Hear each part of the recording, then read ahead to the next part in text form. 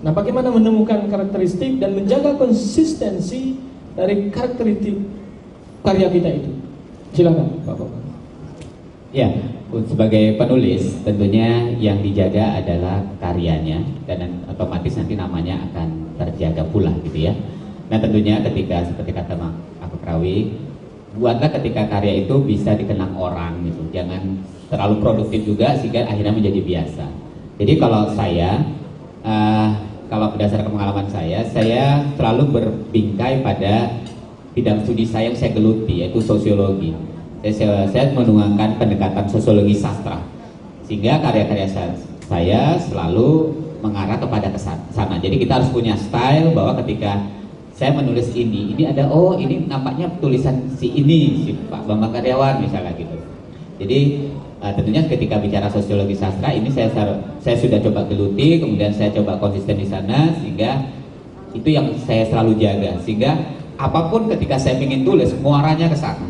Tapi sosiologi sastra saya tentunya berbicara, karena saya berbicara di Riau ini, tentunya berbicara masalah Melayu Riau. Ketika saya menulis puisi, oh arahnya pasti ke sana. Nah, jadi yang perlu dijaga adalah style kita itu perlu betul-betul dijaga, dan sehingga orang langsung bisa menebak, oh ini karyanya sih ini. Silakan Pak Kafrawi. Pertama sekali orang menulis, dia tidak akan berpikir gayanya seperti apa. Yang paling penting adalah dia menuangkan terlebih dahulu. Tapi ketika prosesnya itu terus berkelanjutan, maka kita akan mencari ingin berbeda dengan yang lain. Tak mungkin ketika saya ini kan selalu di bawah bayang-bayang Bang Taufik Ikram Jamil nih. Sebab saya ini kan adik Taufik Ikram Jamil. Tapi selalu orang bilang, kau adik Taufik Ikram Jamil. Oh, kau adik Taufik Ikram Jamil.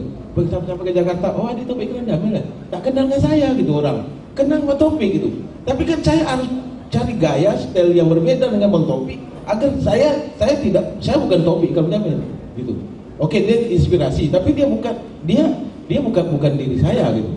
Saya punya style tersendiri. Ketika orang mengatakan bahwa Kafrawi gayanya seperti Bang Taufik, kita boleh bandingkan gitu ya. Itu sebenarnya kadang-kadang saya ingin membedakan. Saya buat cerita hantu lucu gitu ya. Sebab bagi saya kekuatan pada hari ini adalah kita kurangnya rasa humor. Hingga kalau misalnya rasa humor kita curiga satu dengan satu orang. Tapi kalau humor kita tidak, kalau melawakkan orang, ketawa bersama-sama gitu kan. Jadi tak ada kecurigaan. Saya menganggap bahwa ini adalah gaya saya. Saya coba membuat cerita-cerita yang gaya humor gitu. Atas Roy saya muncul dah dua buku kan. Ini besok lagi satu buku lagi. Bang Denny mau menerbitkan itu gitu kan. Jadi ini menjadi style, ini adalah proses kita. Pada satu saat kan kita akan berbeda. Begitu juga kita pakai baju gitu. Pertama kita pakai baju anak sekolah kan pakai biasa aja kan. Tak pernah, tapi ketika kita suka dengan laki-laki atau yang suka perempuan gitu ya, mulai kita buat identitas kita sendiri. Mulai kita mungkin saja tak ada tek lalat sini, kita buat tek lalat gitu kan. Artinya buat ada daya tarik gitu. Jadi memang harus kita buat daya tarik sendiri. Bagaimana itu adalah proses. Bagaimana proses itu datang? Jangan lupa membaca karya orang lain. Karya tak bisa tidak, kita sebagai penulis kita juga harus membaca karya orang. Kalau bagaimana kita mau makan, kata almarhum Idris, bagaimana kita mau buang air besar kalau kita tidak makan? Bagaimana kita nak berkarya kalau kita tidak membaca karya-karya orang? Membaca, baru kita berkarya.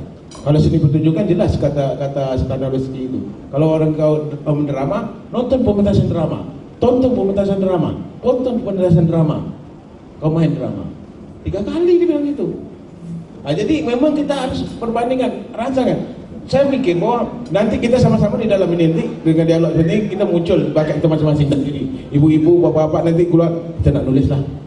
Itu kata sampai di rumah hilang lagi kan, harus dicas lagi. Kumpul dengan penulis-penulis lain, muncul lagi. Biarkan aja. Ketika dia hilang di rumah itu yang kedua lah. Yang paling tidak kita berkumpul untuk mengecas. Kalau baterai itu HP itu kan ada baterai kan harus dicas gitu kan. Kita berkumpul gitu. Memang kita punya naluri untuk menulis, tapi kadang kena kesibukan kita melalaikan itu, melupakan itu saya pikir. Salah satu ngecas datang ke Madah Pujangga. Salah satu ngecas dan datang ke Madah Pujangga setiap malam mahal.